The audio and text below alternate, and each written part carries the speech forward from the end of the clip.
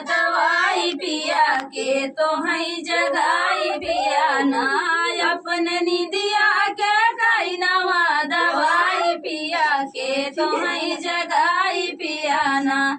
एक तो गोदी में गदेला दूसरे सासू के झमेला, एक तो गोदी में गदेला दूसरे सासू के झमेला, तीसरे रोज रोज के तो हई जगाई पिया कई नवा दवाई पिया ना। तीसरे रोज रोज के तो हई जगाई पिया कई नवा दवाई पिया ना। अपने निदिया के कई नवा दवाई पिया के तो हई जगाई पिया ना।